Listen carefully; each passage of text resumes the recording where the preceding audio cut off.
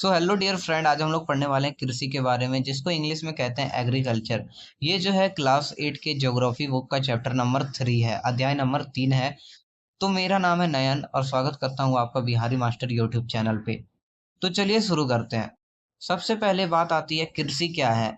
तो कृषि देखो, कृषि मतलब होता है खेती करना। कृषि वह क्रिया है जिसमें जो है वो मानव द्वारा भूमि पर फसल उगाई जाती है तथा पशुओं का जो है वो पालन किया जाता है। क्या किया जाता है? तो कृषि में मानव द्वारा मतलब हम लोग के द्वारा, आदमी के द्वारा क्या किया जाता है? तो भूमि पर जो है वो फसल उगाई जाती है। फसल मतलब क्या होता है बता दूं? तो फसल मतलब होता है जब एक ही तरह का पौधे को बड़े पैमाने पर लगाया जाता है। जैसे कि खेत है, मान लो ये इतना बड़ा खेत है, तो इसमें अगर यहाँ पर अमरूद का पौधा लगाया गया, सॉरी अमरूद बोलता हूँ मैं, अमरूद नहीं होगा। अगर यहाँ पे धान का पौधा लगाया गया, पूरे में धान का पौधा लगाया गया, तो ये क्या हो गया फसल हो गया। ठीक है। तो जब फसल उगाया जाता है मानव के द्वारा, उसे क्या कहा जाता है? कृषि कहा जाता है। और पशुओं का पालन किया जाता है, कृषि कहलाता है।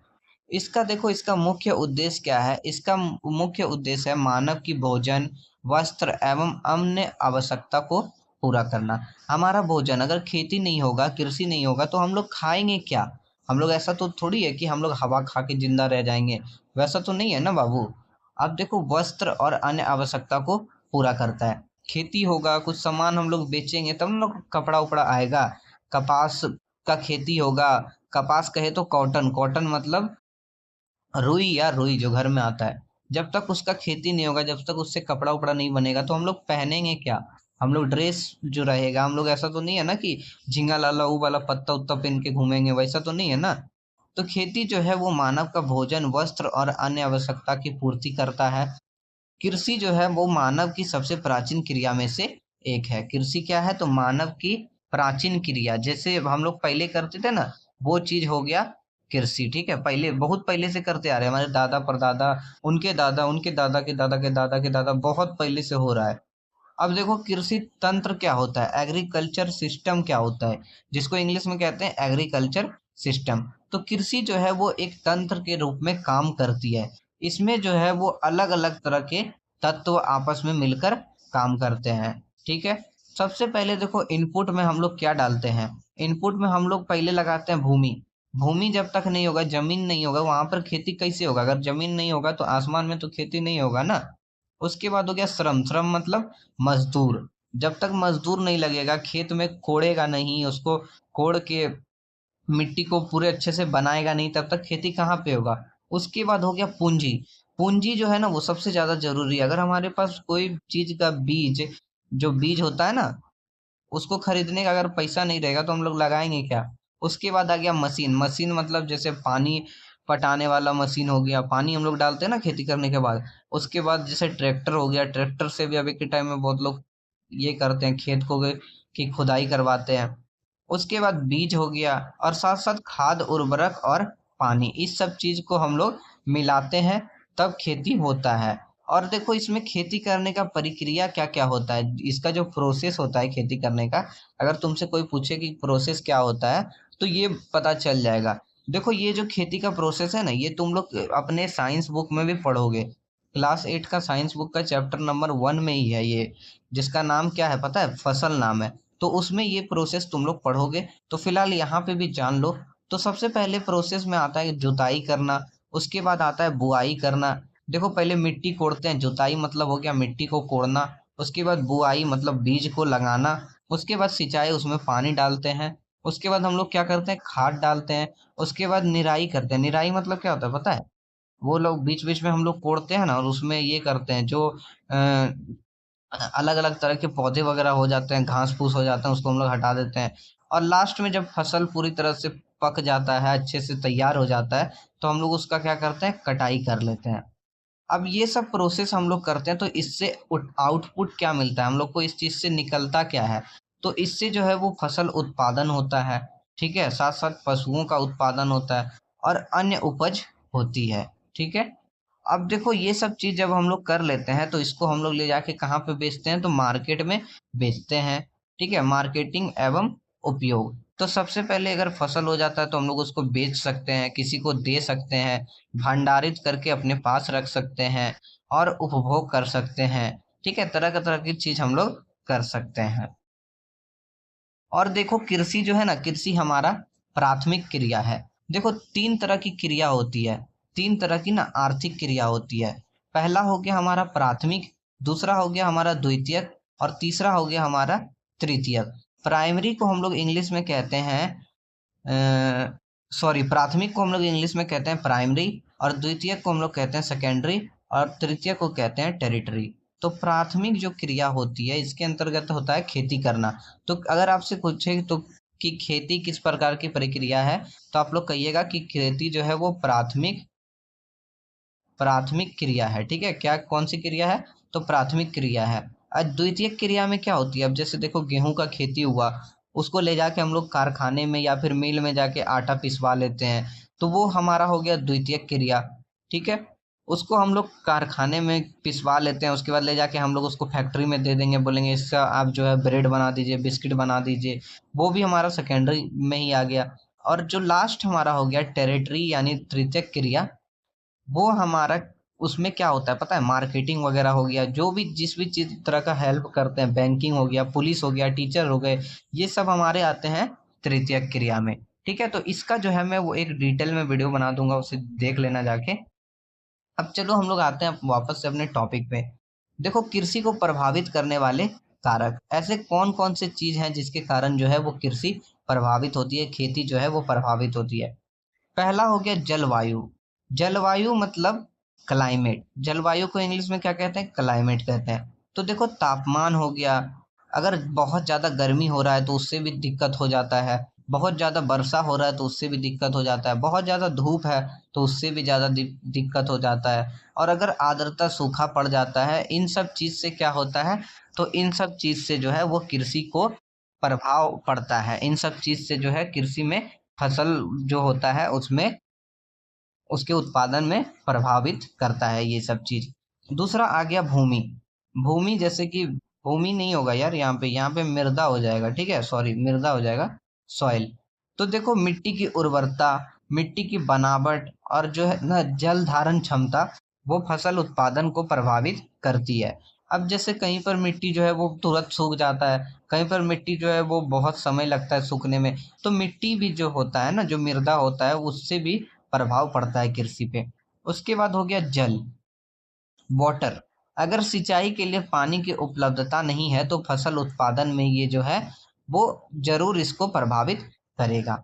उसके बाद हो गया श्रम। श्रम मतलब लेबर, अगर लेबर नहीं है तो इससे क्या होगा, इससे जो है वो कृषि कार्य को सफल नहीं बनाया जा सकता। अगर खेत में लेबर ही नहीं रहेगा, काम करने वाला ही नहीं रहेगा, अगर कोई आदमी नहीं रहेगा खेती करने वाला, तो खेती कैसे होगा, नहीं ना होगा बाबू। उसके बाद आता है पूंजी। पूंजी मतलब हो गया कैपिटल। कैपिटल में जैसे हो गया मशीन हो गया, उर्वरक हो गया, बीज हो गया, और अन्य साधन जैसे होते हैं, धन हो गए, अन्य साधन जिसके लिए धन की आवश्यकता होती है, वो हमारा हो गया पूंजी। साथ साथ अब हमारा आता है तकनीक। तकनीक मतलब टेक्नोलॉजी।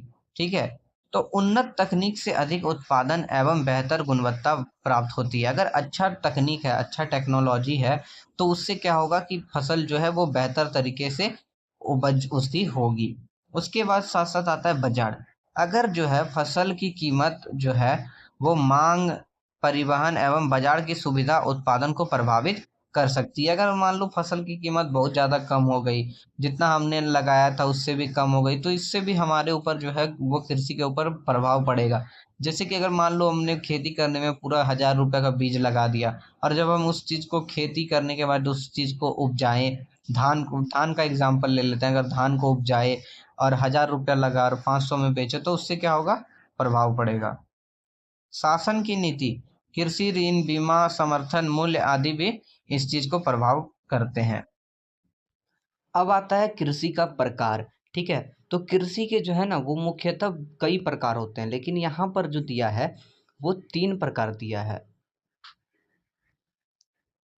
अब आता है कृषि का प्रकार। तो देखो कृषि जो है वो मुख्यतः निम्नलिखित प्रकार की होती है। कौन कौन सी, तो निर्वाह कृषि, वाणिज्य कृषि और मिश्रित कृषि। ठीक है, कौन कौन सा, निर्वाह कृषि, वाणिज्य कृषि और मिश्रित कृषि। देखो सब चीज़ जो है हिंदी में दे दिया है और इंग्लिश में भी दिया हुआ है, तो नोट्स जो है ना तुम्हें ईजिली तुम बना सकते हो, ये नोट्स का अगर पीडीएफ चाहिए तो कमेंट करना, मैं तुम्हें दे दूंगा। अब देखो सबसे पहले आता है निर्वाह कृषि। तो इस कृषि में जो है ना, किसान केवल अपने परिवार की आवश्यकता के लिए ही ना फसल उगाता है। जितना उसका परिवार को ज़रूरत है उतना ही उगाता है। यहाँ उत्पादन जो है वो बहुत कम होता है, और बाजार के लिए जो है वो उत्पादन जो है नहीं बच पाता है। ठीक है। इसकी जो विशेषता है, निर्वाह कृषि की विशेषता है, पहले तो ये जान लो कि निर्वाह कृषि जो है वो किसान अपने फैमिली के लिए करता है, अपने परिवार वालों के लिए करता है। ठीक है। और देखो इसकी विशेषता क्या है, तो छोटे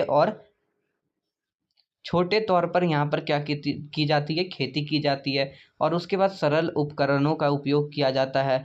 प्राकृतिक स्थिति पर अधिक निर्भरता होती है। प्राकृतिक मतलब जैसे कि बारिश अगर हो गया तो अच्छा फसल होगा, ज़्यादा बारिश हो गया तो खराब हो जाएगा, सड़ जाता है ना।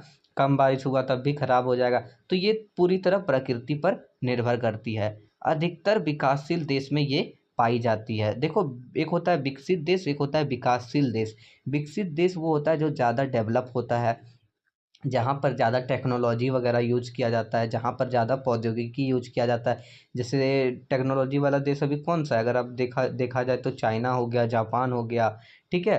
भारत भी अब जो है वो बढ़ रहा है धीरे धीरे आगे। और विकासशील देश क्या हो गया, जिसमें मतलब टेक्नोलॉजी वगैरह नहीं हो।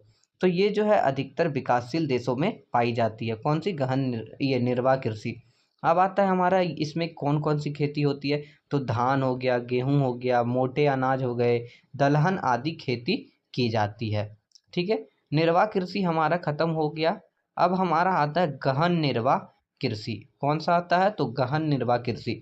इस कृषि में किसान जो है वो छोटे क्षेत्र लेकिन अधिक परिश्रम करता है। छोटा क्षेत्र रहता है, लेकिन इसमें क्या करता है, बहुत ज़्यादा मेहनत करता है, जिसके प्रति इकाई क्षेत्र में अधिक उत्पादन प्राप्त होती है। ठीक है। जिससे क्या होता है कि कम जगह भी है लेकिन ज़्यादा उत्पादन होता है। यह उत्पादन जो है वो मुख्यतः किसान के अपने परिवार की आवश्यकता की पूर्ति के लिए होता है। इसमें क्या करता है, तो किसान जो है वो अपने परिवार की जो परिवार के लिए जो खाना होता है ना, परिवार लोग को खाना है, परिवार की आवश्यकता पूरा करना है, उसके लिए करता है। इसकी विशेषता क्या होती है, तो छोटे छोटे जेते पर की जाती है। ठीक है। छोटे छोटे जो जगह होती है उस जगह पर की जाती है। अधिक श्रम एवं पूंजी की प्रयोग होता है। इसमें क्या होता है, अधिक मजदूरों की और अधिक पैसे की जरूरत होती है। और साथ साथ आधुनिक उपकरण की सीमित प्रयोग होता है। आधुनिक उपकरण जैसे ट्रैक्टर हो गया, पानी वगैरह देने के लिए जो मशीन आ गया है ना, वो सब का। और साथ साथ इसमें क्या होता है, उर्वरक, खाद, कीटनाशक, इन सब चीज़ों का प्रयोग होता है। सिंचाई की अच्छी व्यवस्था होती है। इसका उदाहरण क्या हो गया, तो उदाहरण में धान जो है वो धान की गहन खेती, उसके बाद सब्जियां, फल, गन्ना आदि, ये सब किस में आता है, तो गहन निर्वाह कृषि में। अब आता है आदिम निर्वाह कृषि। ठीक है। अब क्या आता है, आदिम निर्वाह कृषि। तो यह जो है प्राथमिक अवस्था की कृषि है। ठीक है। यह जो क्या है, ये बहुत पहले से चलता आ रहा है, जो बहुत पुराने समय से व्यवस्थित रूप से की जाती है। ठीक है। पुराने अव्यवस्थित रूप से की जाती है। इसमें क्या होता है, तो इसमें साधारण उपकरण का प्रयोग होता है, जैसे कुदाली हो गया। कुदाल के बारे में आप जानते हो ना, ये क्या है, कुदाली है, इससे मिट्टी को कोड़ा जाता है। ठीक है। तो इसमें क्या होता है, सरल उपकरण का प्रयोग होता है, और उत्पादन जो है वो बहुत कम मिलता है। इसकी विशेषताएं क्या है, तो हल से खेती होती है। लकड़ी की हल होती है ना, लकड़ी के हल से होती है। खुरपी से, छोटा सा खुरपी होता है, उससे होती है। इस सब साधारण उपयोग उपकरण का इसमें प्रयोग किया जाता है। उसके बाद उन्नत बीज, खाद एवं सिंचाई का अभाव होता है। अच्छे बीज का अभाव होता है, सिंचाई का भी अभाव होता है। आदिम निर्वाह कृषि में, नाम से ही पता चल रहा है आदिम मतलब जहाँ पर कमी हो जिस चीज़ की। तो भूमि की उर्वरता बनाए रखने की कोई व्यवस्था यहाँ पर नहीं होती है। ठीक है। देखो, झूम झूम या अस्थाई खेती बनाकर खेती करना, इसमें क्या होता है, जैसे झूम खेती आपने इतिहास में पढ़ा होगा, हिस्ट्री के बुक में। हमारा अतीत जो बुक है उसमें आपने पढ़ा होगा कि जो झूम खेती होती थी, जो एक बार कहीं पे कर लेते थे वो दूसरे जगह पर फिर जाके खेती करते थे। तो उस प्रकार की खेती इसमें होती है। इसमें क्या होता है, उत्पादन केवल परिवार की आवश्यकता तक ही सीमित रहता है। उदाहरण के लिए अफ्रीका, दक्षिण अमेरिका एवं भारत के कुछ जनजातीय क्षेत्र में इस प्रकार की खेती की जाती है। ठीक है। अब आता है स्थानांतरी कृषि। यानी कि शिफ्टिंग कल्टीवेशन। इसको इंग्लिश में क्या कहा जाता है? Shifting cultivation. इसमें क्या होता है ना, इसमें किसान जो है वो एक स्थान पर कुछ समय तक खेती करता है, फिर जो है भूमि की उर्वरता कम होने पर वह भूमि को छोड़कर किसी अन्य स्थान पर चला जाता है। ठीक है, झूम खेती का ही तरीका है। झूम खेती में जैसे होता है वैसा इसमें होता है, और वही नई भूमि पर जाकर खेती करता है। इसे झूम कृषि भी कहते हैं। ठीक है, जो स्थानांतरी कृषि, स्थानांतरी मतलब क्या हुआ? जगह परिवर्तित करना, एक जगह से दूसरे जगह पर जाना, तो इसे जो है झूम खेती भी कहते हैं। इसकी विशेषता क्या होती है पता है? जंगल के एक भाग को काटकर इसमें जला दिया जाता है। जंगल के किसी एक भाग को काटकर जला दिया जाता है, और जो राख होता है ना उसको खाद की तरह उपयोग किया जाता है। 2-3 साल तक खेती की जाती है, और उसके बाद भूमि को जो है, जो जमीन होता है उसको छोड़ दिया जाता है। यह प्रथा जो है पहाड़ी एवं आदिवासी क्षेत्रों में पाई जाती है। ठीक है, ये कहाँ पर? तो पहाड़ एवं आदिवासी क्षेत्रों में पाई जाती है। इस सब चीज़ को याद रखना। जैसे कि उदाहरण के लिए देख लो कहाँ पर ये होती है, तो पूर्वोत्तर भारत, अफ्रीका, दक्षिण अमेरिका, और जहाँ पर वर्षा वन होती है उस जगह क्षेत्रों पर होती है। ठीक है, उसके बाद आता है चलवासी पशुपालन। देखो चलवासी पशुपालन क्या होता है? इसमें लोग जो है वो एक स्थान पर दूसरे रूप में नहीं रहते हैं। ठीक है, अस्थाई रूप से, सॉरी दूसरे रूप में मैं बोलता हूँ। इसमें लोग जो है वो एक स्थान पर अस्थाई रूप से नहीं रहते हैं। वे अपने पशु को चारागाह की खोज में एक स्थान से दूसरे स्थान पर ले जाते हैं। इसमें जो है वो घुमंती पशुपालन भी इसे कहा जाता है। क्या कहा जाता है? तो घुमंती पशुपालन। उसी को क्या कहा जाता है? तो चलवासी पशुपालन। इसकी विशेषता क्या होती है पता है? पशुओं को प्राकृतिक घास के मैदान पर चराया जाता है। कहाँ पर चराया जाता है? तो प्राकृतिक घास जहाँ पे होती है। अस्थाई घर इनके नहीं होते हैं, तंबू या झोपड़ी में रहते हैं। आपने देखा होगा अभी भी बहुत से लोग ऐसे रहते हैं जो अपने गाय बैल भैंस को लेकर एक जगह से दूसरे जगह पर जाते हैं, वहाँ पे जाके तंबू लगा के टेंट गाड़ के वहाँ पे रहते हैं ना। उसके बाद परिस्थितियों के अनुसार जो है वो स्थान परिवर्तित ये लोग करते रहते हैं। भेड़, बकरी, ऊँट, याक, गाय आदि ये लोग पालते हैं। ठीक है, इसका उदाहरण क्या हो गया? इसका उदाहरण हो गया राजस्थान के रेवाड़ी। ठीक है, राजस्थान के रेवाड़ी, गुज्जर लोग, और लैप्स। लैप्स जिसको तिब्बत के कुछ भाग में रहते हैं उन लोगों को लैप्स कहा जाता है। पूर्वी अफ्रीका के मसाई लोग, ये सब लोग इसके उदाहरण में आ जाते हैं। ठीक है,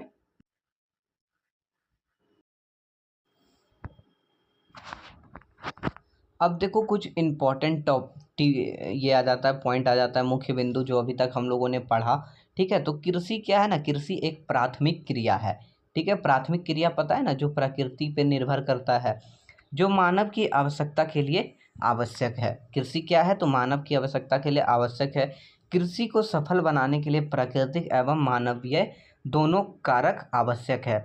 अगर आदमी भी अपना मेहनत करता है और प्रकृति भी साथ देती है तो कृषि क्या होता है? अच्छे से खेती जो होता है वो सफल होता है। जलवायु, मृदा, जल, श्रम, पूंजी, तकनीक एवं बाजार जो है वो कृषि को प्रभावित करते हैं। कृषि को प्रभावित करने वाले क्या क्या कारक हैं? तो पहला हो गया जलवायु, टेम्परेचर कैसा है, मौसम कैसा रहता है। उसके बाद मिट्टी कैसा है, वहाँ पे जल है या नहीं है, श्रम है या नहीं है, मजदूर की ये मजदूर वहाँ पर हैं या नहीं है। उसके बाद पूंजी है या नहीं है, तकनीक है या नहीं, अच्छा टेक्नोलॉजी है या नहीं है, और बाजार में कृषि की मांग है या नहीं है। ये सब चीज़ जो है वो प्रभावित करते हैं। कृषि जो है वो मुख्यतः 3 प्रकार के होते हैं। कौन कौन से? तो निर्वाह कृषि, वाणिज्य कृषि और मिश्रित कृषि। निर्वाह कृषि के उपकार, निर्वाह कृषि के कौन कौन से उपकार हैं? तो पहला हो गया साधारण, दूसरा हो गया गहन, उसके बाद आदिम, और उसके बाद स्थानांतरी, और लास्ट हो गया पशुपालन। ठीक है, अब देखो इसको याद करने का तरीका क्या है। नवामी, ठीक है, सिंपल याद रखो। नवामी, नौ से निर्वाह, वा से वाणिज्य, और मी से मिश्रित। निर्वाह, निवामी, निर्वाह, वाणिज्य और मिश्रित। ठीक है, ये ऐसे तुम याद कर सकते हो।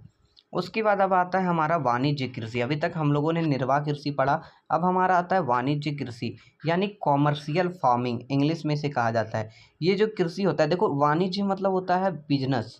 बिजनेस तुम जान रहे हो, मतलब जो बेचने के लिए किया जाता है, वाणिज्य वही होता है ना। इस कृषि में उत्पादन जो है वो मुख्यतः बाजार में बेचने के लिए किया जाता है। इसमें उन्नत बीज, खाद, सिंचाई, मशीन एवं आधुनिक तकनीक का अधिक प्रयोग किया जाता है। अब देखो इसकी विशेषताएं क्या है। तो बड़े खेत में ये की जाती है, क्योंकि वाणिज्य के लिए किया जा रहा है ना, बेचने के लिए किया जा रहा है, तो बड़ा खेत होगा तभी ना होगा। उसके बाद मशीन एवं उन्नत तकनीक का प्रयोग किया जाता है। साथ साथ इसमें क्या किया जाता है, तो वैज्ञानिक ढंग से खेती की जाती है। उसके बाद फसलें की जो है, जो फसल होती है उसकी जो है बाजार की मांग के अनुसार उगाई जाती है। जो फसल का ज़्यादा मार्केट में डिमांड होगा उसी को उगाया जाएगा। उत्पादन अधिक तथा गुणवत्ता जो है वो उलम होती है। ठीक है, उत्पादन अधिक होती है और गुणवत्ता जो है वो भी साथ साथ अधिक होती है। मुनाफा कमाने के उद्देश्य से ये खेती की जाती है। ये जो खेती की जाती है वो किस लिए की जाती है, तो मुनाफा कमाने के उद्देश्य से की जाती है। जैसे उदाहरण में तुम देखो कहाँ पर होती है, तो अमेरिका हो गया, कनाडा हो गया, ऑस्ट्रेलिया हो गया, अर्जेंटीना हो गया। अर्जेंटीना, पता है अर्जेंटीना क्यों फेमस है? तुम बताओ अर्जेंटीना कि वो कौन प्लेयर हैं जिनके वजह से अर्जेंटीना फेमस है। उसके बाद साथ साथ भारत के पंजाब, हरियाणा, पश्चिमी उत्तर प्रदेश, इन सब जगह पे वाणिज्य कृषि की जाती है। अब आता है हमारा मिश्रित कृषि। मिश्रित कृषि क्या होता है, इसमें फसल उगाने के साथ साथ पशुपालन भी किया जाता है। फसल एवं पशु जो है वो एक दूसरे के पूरक होते हैं। फसल और पशु जो होता है ना वो एक दूसरे से पूरक होता है, मतलब ये जो है ना एक दूसरे पे निर्भर करता है। ठीक है, इसकी देखो विशेषता क्या होती है, फसल उत्पादन और पशुपालन इसमें साथ में किया जाता है। क्योंकि मिश्रित खेती है तो मिश्रित कृषि है, तो इसमें फसल का भी उत्पादन किया जाएगा और पशुपालन भी किया जाएगा।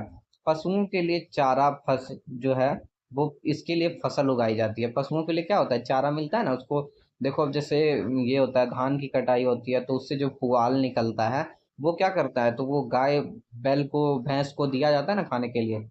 और साथ साथ पशुओं से दूध मिलता है, गोबर मिलता है और मांस आदि मिलता है।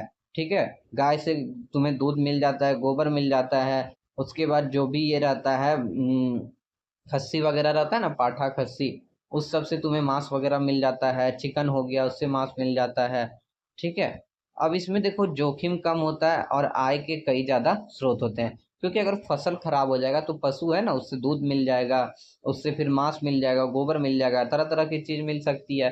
ठीक है, और अगर पशु बीमार हो जाता है तो फसल से फायदा हो सकता है। तो इसमें क्या होता है, जोखिम कम होता है और आय का स्रोत अधिक होता है। ये कहाँ कहाँ होता है, तो उत्तरोत्तर उत्तरोत्तर अमेरिका हो गया, फिर ऑस्ट्रेलिया हो गया और भारत के अनेक अनेक राज्य में होता है। ठीक है, अब देखो आता है रोपण कृषि। रोपण कृषि क्या होता है, प्लांटेशन एग्रीकल्चर जिसको इंग्लिश में कहा जाता है। तो ये जो कृषि होता है ना इसमें बड़े बड़े बागान में फसल उगाई जाती है। इसमें क्या होता है, तो बड़े बड़े बागान में विशेष फसल उगाई जाती है। ये फसल जो है उष्णकटिबंधीय क्षेत्र में पाई जाती है। उष्णकटिबंधीय क्षेत्र कहाँ हो गया पता है, जहाँ पे वे अगर ठंडी गर्मी उतनी ज्यादा नहीं भी है तब भी वो हो जाएगा। और इसका जो है निर्यात वो अधिक होता है। इसका क्या होता है, निर्यात भी बहुत ज्यादा अधिक होता है। इसकी विशेषता क्या होती है कि बड़े बागानों में एक ही प्रकार की फसल उगाई जाती है और अधिक श्रम एवं पूंजी का प्रयोग इसमें किया जाता है। मशीनों का प्रयोग किया जाता है और निर्यात भी की जाती है।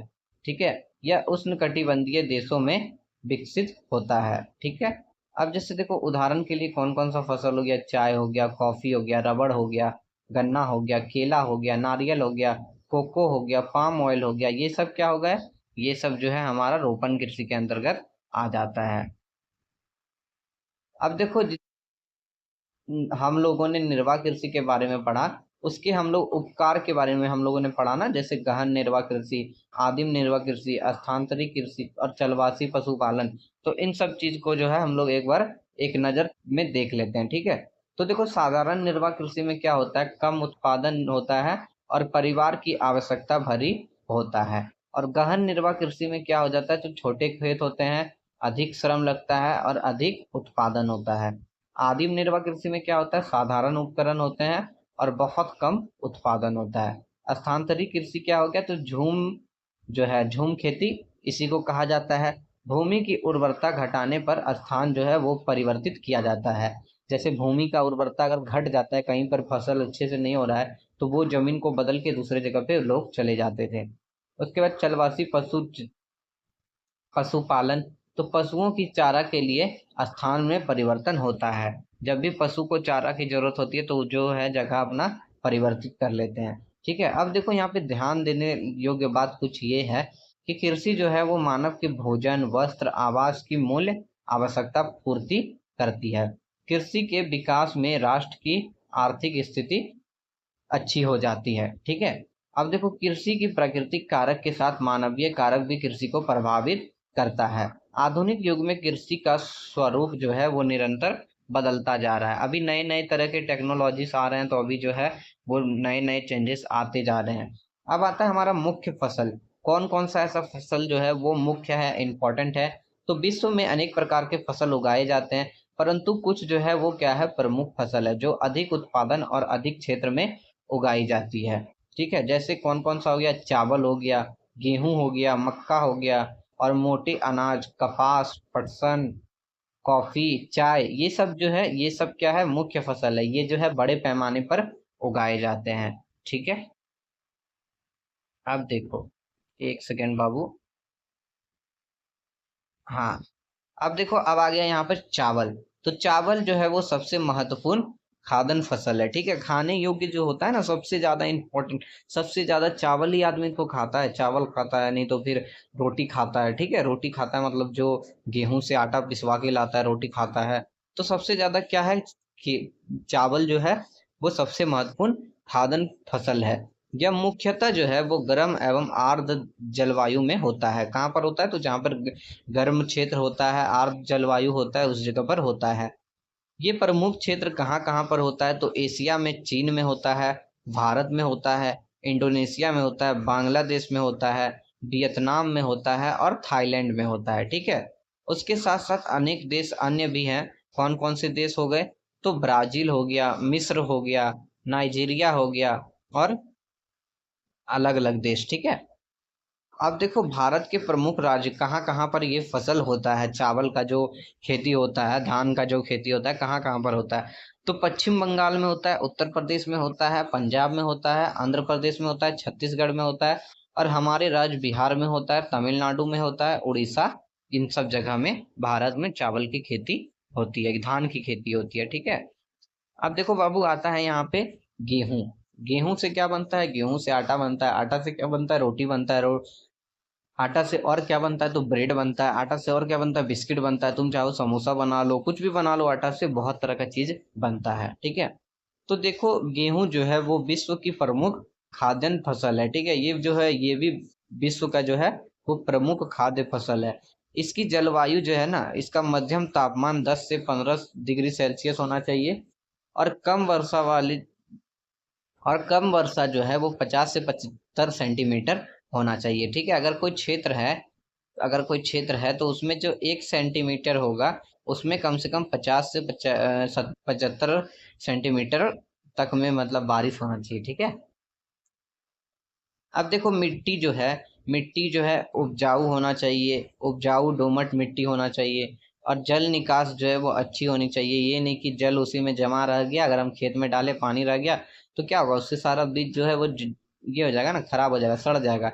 अब देखो इसके प्रमुख उत्पादक देश कौन कौन से? तो चीन हो गया, भारत हो गया, रूस हो गया, अमेरिका हो गया, फ्रांस हो गया, कनाडा हो गया, और साथ साथ जर्मनी हो गया। ठीक है, भारत के जो प्रमुख राज्य है जहाँ जहाँ पर इसका उपयोग किया जाता है, तो इसका उपयोग किया जाता है उत्तर प्रदेश में, मतलब इसका उत्पादन किया जाता है, फसल उगाया जाता है, उपयोग मैं बोल रहा हूँ, सॉरी। उत्तर प्रदेश हो गया, पंजाब हो गया, हरियाणा हो गया, मध्य प्रदेश हो गया, राजस्थान हो गया, बिहार हो गया, छत्तीसगढ़ हो गया, और साथ साथ में महाराष्ट्र हो गया।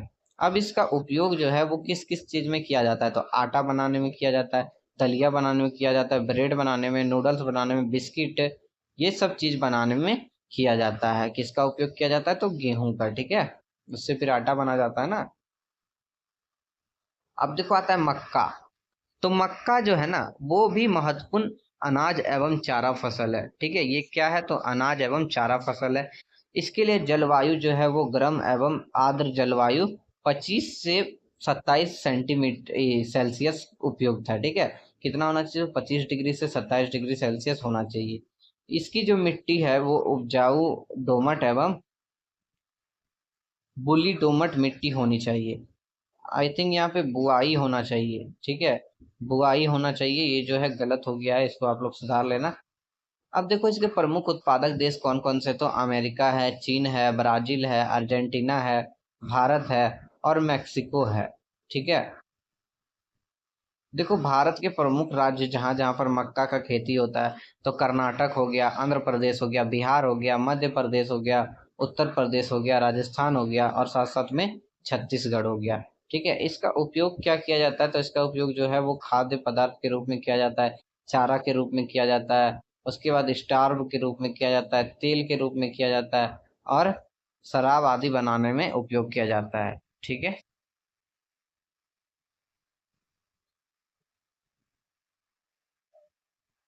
अब देखो आता है बाबू मोटा अनाज, ठीक है। मोटा अनाज में जैसे ज्वार हो गया, बाजरा हो गया और रागी हो गया, ये सब क्या हो गए, तो ये सब जो है मोटा अनाज हो गया। ये फसल जो है ना वो कम पानी में भी उग जाता है तथा पोषक तत्वों से इस जो है भरपूर रहता है। ज्वार बाजरा खाने से जो है ना बहुत ज्यादा ताकत मिलता है। इसके लिए जलवायु जो है गर्म एवं शुष्क जलवायु होना चाहिए और साथ साथ मिट्टी जो है वो हल्की रेतीली या काली मिट्टी होनी चाहिए, ठीक है। अगर तुमसे पूछे कि ज्वार बाजरा मोटे अनाज के लिए मिट्टी कैसी होनी चाहिए, तो हल्की रेतीली और काली मिट्टी होनी चाहिए। इसके जो है प्रमुख राज्य जहाँ पर इस फसल को उगाया जाता है, तो राजस्थान हो गया, गुजरात हो गया, महाराष्ट्र हो गया, कर्नाटक हो गया, तमिलनाडु हो गया, आंध्र प्रदेश हो गया, मध्य प्रदेश हो गया और उत्तर प्रदेश हो गया, ठीक है। इसका उपयोग किस किस चीज के लिए किया जाता है, तो बाजरे की रोटी बनती है ना, आपने राजस्थान वगैरह का वीडियो देखा होगा, तो वहाँ पे बाजरे की रोटी बनती है, ठीक है, दलिया बनता है, खिचड़ी बनता है और पशुओं का चारा इस सब चीज से बनाया जाता है, ठीक है। अब देखो आता है बाबू हमारा कॉटन। कॉटन जो है वो सबसे ज्यादा इम्पोर्टेंट है, क्यों? क्योंकि कॉटन से हम लोग क्या करते हैं, तो कॉटन का उपयोग हम लोग कपड़ा बनाने में करते हैं ना। किस चीज में करते हैं, तो कपड़ा बनाने में करते हैं, ठीक है। तो इसके लिए जो जलवायु है वो गर्म एवं शुष्क होना चाहिए, शुष्क होना चाहिए। 21 से 30 डिग्री सेल्सियस के बीच होना चाहिए और वर्षा जो है वो कम से कम 50 से 100 सेंटीमीटर होना चाहिए, ठीक है। इसके लिए मिट्टी जो है वो काली कपासी मिट्टी जैसे रेगुर कहा जाता है और इसमें जो है जल निकास अच्छा होना चाहिए ताकि खेत से जो है वो जल निकल जाए। अब प्रमुख उत्पादक देश इसका कौन कौन सा है बाबू? चीन है, भारत है, अमेरिका है, पाकिस्तान है, ब्राजील है और ऑस्ट्रेलिया है, ठीक है।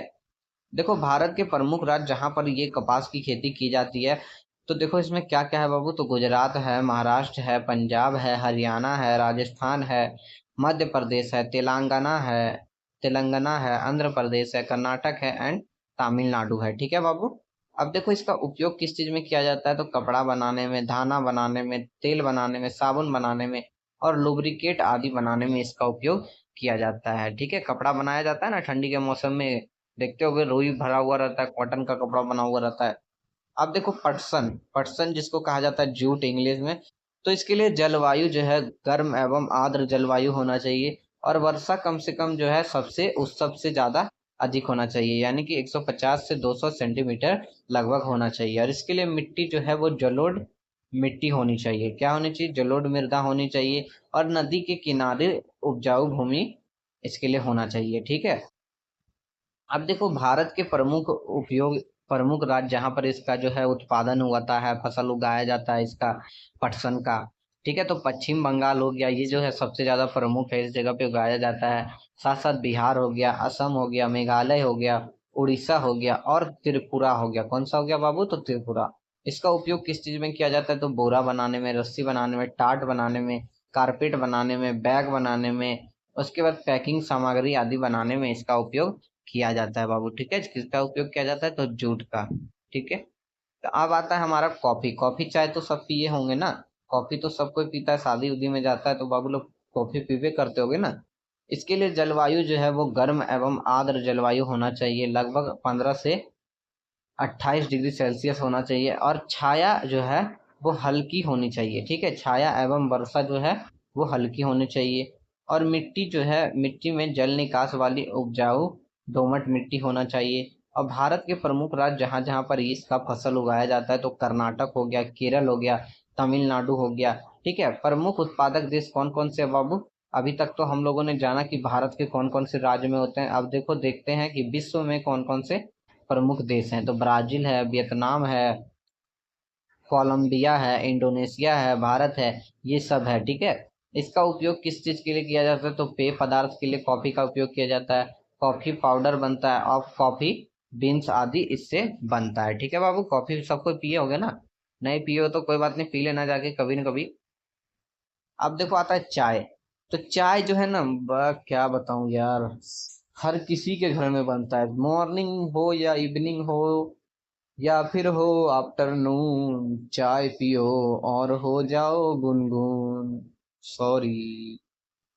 तो जलवायु इसके लिए जो है गर्म एवं आर्द्र जलवायु होना चाहिए, और इसमें अधिक वर्षा कम से कम 150 से 250 सेंटीमीटर होना चाहिए, और तापमान जो है ना बाबू, वो 20 से 30 डिग्री सेल्सियस होना चाहिए। ठीक है, इसके लिए मिट्टी जो है वो जलोढ़ एवं जल निकास वाली अम्लीय मिट्टी होनी चाहिए। कौन सी होनी चाहिए? तो अम्लीय मिट्टी होनी चाहिए, जिसमें कि क्या हो, तो अम्ल की मात्रा होनी चाहिए।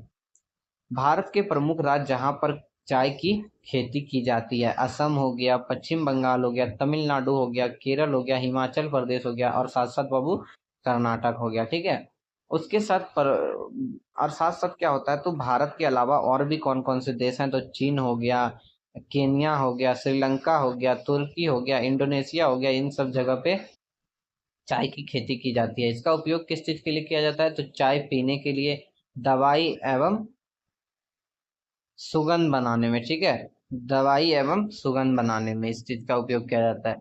अब देखो कृषि का विकास कैसे होता है, आखिर में कृषि का डेवलपमेंट कैसे होता है। ठीक है, तो कृषि के विकास से उत्पादन बढ़ता है और किसान की आय बढ़ती है। ठीक है, साथ साथ आधुनिक तकनीक का उपयोग करने से, उन्नत बीज उपयोग करने से, रासायनिक उर्वरक का उपयोग करने से, कीटनाशक से, सिंचाई के सघन साधन से और मशीन का प्रयोग करने से क्या होता है, तो कृषि की जो है विकास होता है। ठीक है, नाइट हो रहा है बाबू, नींद आ रहा है, क्या बताऊं, फिर भी कर रहा हूँ रिकॉर्ड किसी तरह। तो अब देखो सरकारी सहायता, अगर सरकार जो है ऋण दे देते हैं, अनुदान देते हैं, साथ साथ बीमा देते हैं, फसल समर्थक मूल्य देते हैं, जिसको इंग्लिश में कहते हैं एमपी, एमएसपी। ठीक है, और भंडारण एवं विपणन की सुविधा से क्या होता है, तो कृषि का विकास होता है। उसके बाद सहकारी समिति, जैसे किसान को सस्ते दाम पे बीज मिल गया, उर्वरक एवं ऋण जो है वो उपलब्ध कराती है। ठीक है, शिक्षा एवं प्रशिक्षण, किसान को नई तकनीक की जानकारी दी जाती है। इन सब चीज से क्या होता है बाबू, तो इन सब चीजों से जो है वो फसल के उत्पादन में विकास आता है। ठीक है, अब देखो आता है भारत के फर्म। फर्म क्या होता है, तो अभी हम लोग जानते हैं फर्म के बारे में क्या होता है। तो फर्म वो होता है, जैसे तुमने देखा होगा फार्म हाउस, तो वहां पर क्या होता है, गाय वगैरह, बकरी वगैरह, घोड़ा वगैरह, बैल वगैरह को रखा जाता है, और जो फसल वगैरह होता है तो उस सबको भी वहां पे जमा करके रखा जाता है। ठीक है, तो हमारे देश में अधिकांश किसान जो है वो छोटे एवं सीमांत किसान है। ठीक है, इनकी क्या होते हैं, तो छोटे खेत होते हैं तथा परिवार के सदस्य द्वारा खेती की जाती है, जिसमें मुख्य फसल होता है बाबू, धान होता है, गेहूं होता है, दाल होता है, तिलहन होता है, गन्ना होता है, कपास होता है, जूट होता है। ठीक है, तो इसका साधन क्या होता है, खेती का साधन क्या होता है, तो हल होता है, बैल होता है, साथ साथ में ट्रैक्टर होता है। पता है, एगो मेरा दोस्त था, ट्रैक्टर को बोलता था टेटर। क्या बोलता था? टेटर।